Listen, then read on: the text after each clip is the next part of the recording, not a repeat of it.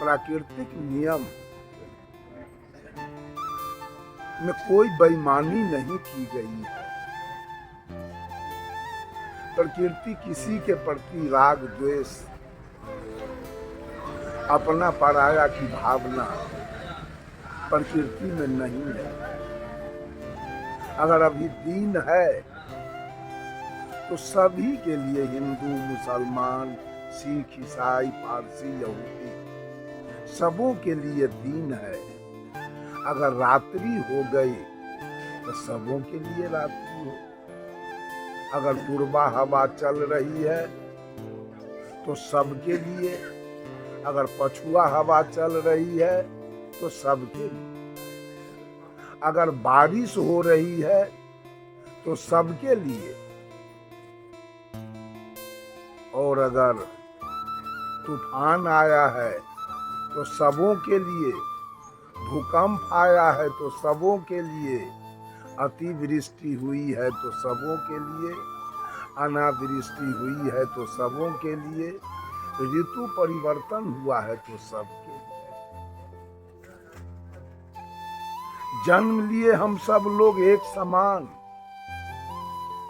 मृत्यु होगी एक समान। कपड़ा सब लोग पहनते हैं, भोजन सब लोग करते हैं, पानी सब लोग पीते हैं, पढ़ाई लिखाई सबों के घर में होती है, नौकरी सब करते हैं, खेती सबों के यहाँ होता है, बिजनेस व्यापार सबों के यहाँ होता है। प्रकृति में जवानी आने के बाद मोच, दाढ़ी, केस सबों को हुआ। कोई हिंदू को हुआ वो बात नहीं है, सब समय पर सबके बाल पकेंगे। ये प्रकृति ने अपने नियम में की, एकदम हर जगह सबके यहाँ वही बात है। लेकिन कुछ लोगों ने अपना अपना करके, जिस समय हम लोगों का जन्म हुआ उस समय अलग से कोई चोटी मेरे माथे में नहीं था, कोई सिखा नहीं था, और कोई मुसलमान भाई का सुन्नत नहीं हुआ था, कोई सिख आए थे, कोई ईसाई बपतिस्मा करा के नहीं आए थे। सब एक समान इस धरातल पर आए थे। लेकिन कुछ लोगों ने यहाँ नियम बनाया। नियम में हमारे हिंदू भाई वेद, पुराण, स्मृति, उपनिषद, गीता, रामायण, भागवत का व्यवस्था किया हिंदू समाज के लिए। तो मुसलमानों ने कुरान, जबूर, इंजील, तौरात और हदीस का व्यवस्था की। सिख ने गुरु ग्रंथ बनाया और ईसाई ने बाइबिल का इंतजाम किया। हमारे हिंदू के घर में रामायण, महाभारत, गीता की कथा होती है, भागवत कथा चलती है, सत्यनारायण व्रत, बसंत पंचमी, जन्माष्टमी, महाशिवरात्रि मनाए जाते हैं। मुसलमान ने इस नियम को नहीं पसंद किया। उसने कहा मैं इसको नहीं मानता हूँ। उसने ईद, बकरीद, सोबरात, तजिया का व्यवस्था किया और मुसलमान के नियम को सिख नहीं माना। कहा आपके नियम को मैं नहीं, के नियम को ईसाई नहीं मानना। कहा आपके नियम को मैं नहीं मानता। तो अब बताया जाए, साहिब कबीर का कहना है कि नियम पक्का, हिंदू वाला नियम पक्का है कि इस्लाम वाला नियम पक्का है कि ईसाई वाला नियम पक्का है, किसका नियम पक्का है?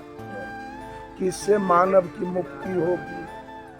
किस नियम से मानव के जीवन में सुख शांति आएगी? किस नियम से मानव का कल्याण होगा? इस पर जरा हम लोग विचार करें। वो नियम है क्या?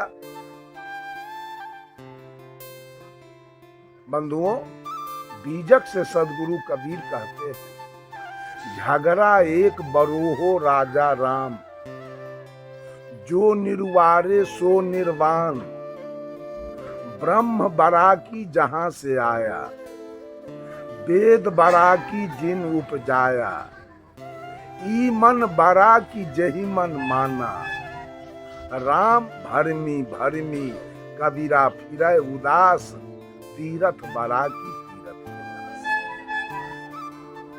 साहब कबीर आप तमाम मानवों से धरती तल पर 4 प्रकार के प्राणी निवास करते हैं। अंडक इसमें सबसे श्रेष्ठ प्राणी मानव है। मानव को सदगुरु कबीर कहते हैं, झगड़ा एक बरो हो राजा राम। ऐ राजा राम, ऐ मानव, ये धरती तल के सिरमौर प्राणी इस धरती तल पर एक बहुत बड़ा झगड़ा लग गया। जो धर्म के प्रवर्तक लोग हैं, सब लोगों ने झगड़ा लगाया इस धरती पर। झगड़ा क्या लगाया? तो कहा कि मानव से अलग